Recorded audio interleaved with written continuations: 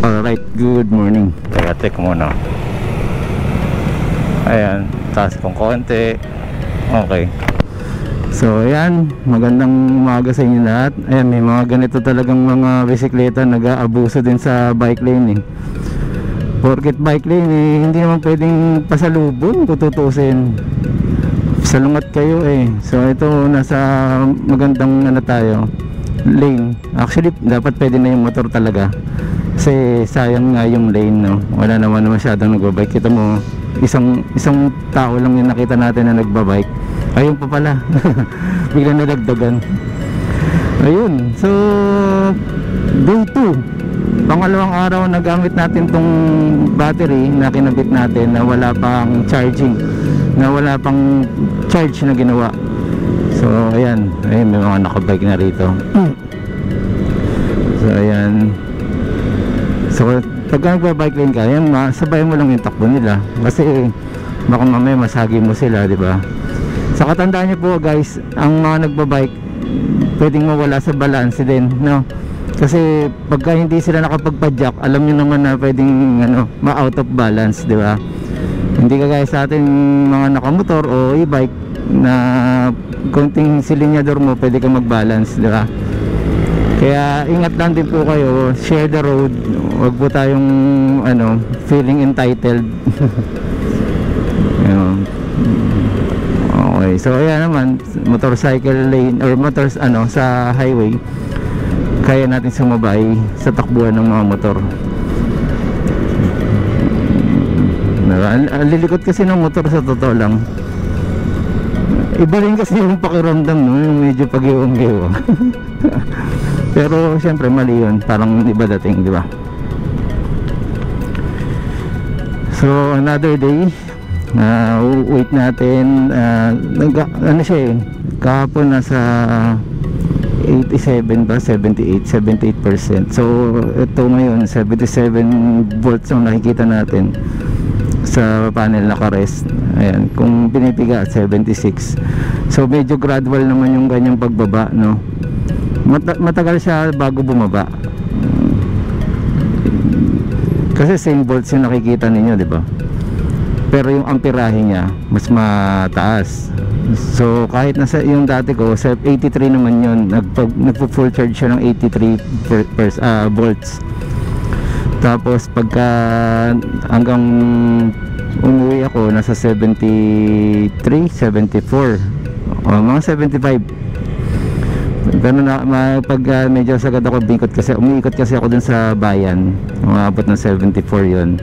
Kaya pag pinipiga minsan nagsi-69. Pagka gano'n nagti-3 na ako para enjoy ko na yung lakas ng natin takbo. So dito naman 77 volts yung 10 kilometers. So the usual na biyahe natin 13 to 14 papunta, then pabalik syempre vice versa. Medyo ikot nga lang, mas mahaba ng konti. So sabihin na natin 27. So ko lang, estimate ko lang nung biyahe natin, kasi nga ginamit ko to nung syempre pa uwi pagkakabit ng battery. So ginamit ko siya doon lang sa area nang naka full charge na yun, mga 3 to 4 kilometers yun yung area, ikot lang na yun. So kaya kahapon tingin ko na tapos ako ng 32 kilometers na merong ilang percentage na natira. So ngayon ang bagal ng kanyang pagbaba, kaya makunat, kung tawagin nila makunat, sulit. So at least pangalawang araw natin to na hindi tayo nag-charge. Kasi daily talaga ako nag-charge. Kasi ayoko nang pwede pa yan. Kasi alanganin eh. Pagka, di ba, alam niyo naman, may range anxiety tayo kapag naka-e-bike tayo. Baka mamaya inisip natin, mamaya may bigla tayong lakad, wala tayong charge, di ba? Kulang. Kaya yun ang ginagawa ko, full charge ako lagi. Kumbaga sa motor, kahit naman sa motor, umuwi ako guys, full tank araw-araw. Kaya nga laki ng gastos ko din. Kasi ayun, yun yung iniisip ko, paano pag may emergency. Tapos kung kailan emergency, saka ka pa naggagasolina pa lang, di ba? Mga ganon. So ayun, kaya ano, para sa akin mas magandang umaalis kayo ng full charge lagi, which is yun ang gusto ng ano, ng lead acid, no? Sa lead acid.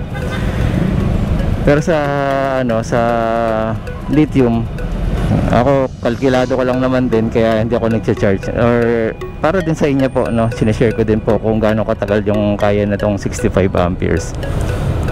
So yun, wala naman pong problema kung charge ko na siya, pero gusto ko din malaman yung mararamdaman mo yung konting hina. Yes, ang lithium parehas din po, kahit medyo palobat na, ganun pa rin yung power na bibigay. Pero mayroong mararamdaman mo talaga, may difference talaga.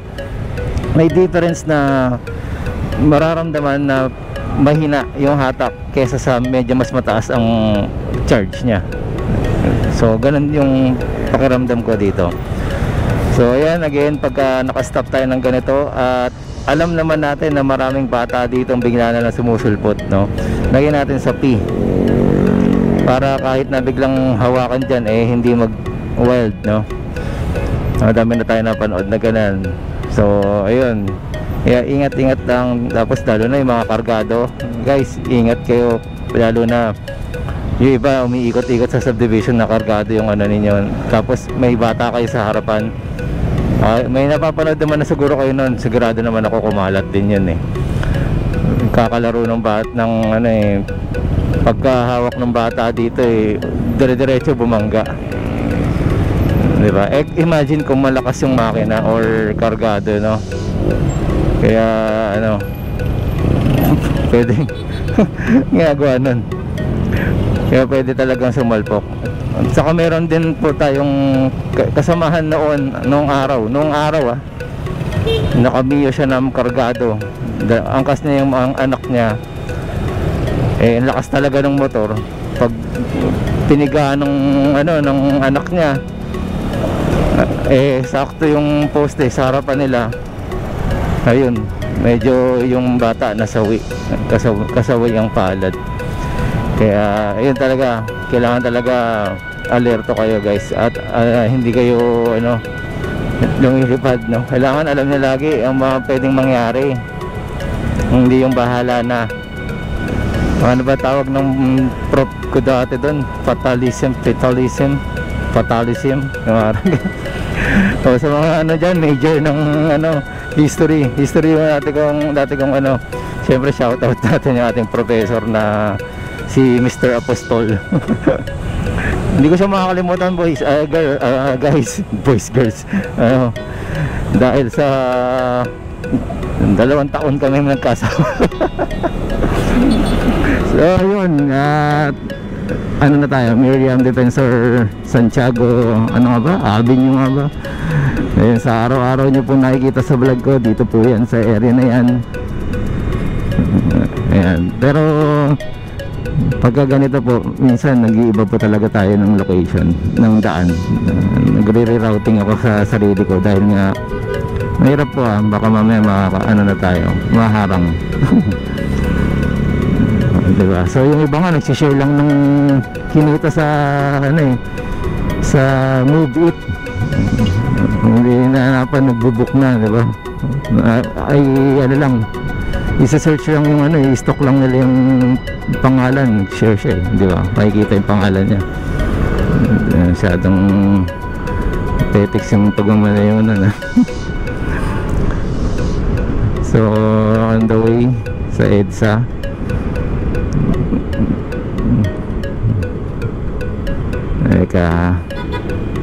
ayan, hindi nagsisignal, pero alam natin ang lengguwahe ng kanyang posisyon. Kaya dito, alam niyo naman, marami ditong hindi gumagamit ng signal lights, at may nakakakalimot na mag-signal. Nagsisignal siya pero hindi natin alam kung saan siya talaga pupunta, diba? Pagka kakanan ka, huwag ka na bumuka dito kasi malilito lalo yung ano mo eh, yung nakakasunod mo eh. So ayan, good thing ikaw ay kakanan pero bumuka-buka ka pa. Ayan, hatid sa inyo ng X-Pac helmet. Expot. Okay, so 76 volts ang nakikita ko sa ano natin. Tag ito. Ayun, 11 na yung nakikita natin sa 12, 13 siguro. So, subukan natin kung ano yung ano. Kasi nung nakaraan, 11 lumalabas lagi. Nang dahil po yan sa controller, nag-iba po yung pananaw. Yung reading niya. Hindi ko alam.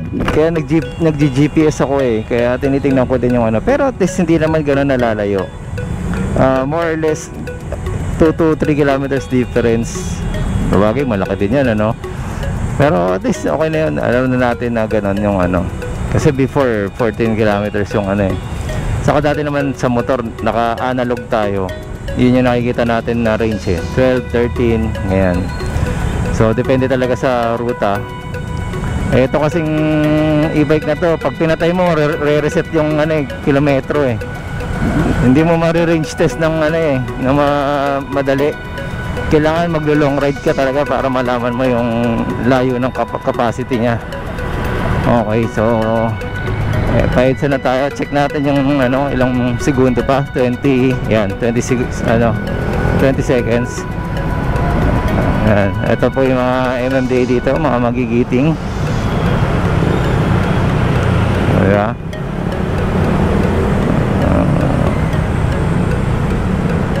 hanap din pala tayo ng magiging ano natin sa MMDA para pwede tayong magpatulong sa mga katanungan, di ba? So ayan, isang kilometro. Ay, hindi pa gumagalaw. 75. Ayan, 75 na siya. So para sa akin, tinisip ko lang naman 2 araw pwede na. Pero sabi nila mga 3 to 4 na araw to. Ayan, 11 pa rin. So tingin ko 12 kilometers ang mababasa niya ngayong araw. So ayan, yeah. So pwedeng ano, pwedeng pagka ganyan tumatakbo ng ano, tago kayo, close lang yan. Tapos tamang diretso lang yung katawan hanggang sa pwede kayo yumuko para medyo gusto nyo mas matulin ng konti. Ayan, nag-12 na. So dito na lang po, maraming salamat. Ayan o, meron na rin tayo dito sa Japan, guys. So okay, once again, Marvin Chua Motovlog po. Maraming salamat po. Salamat din po sa mga nag-subscribe. Subscribe, okay. Bulol pa, no?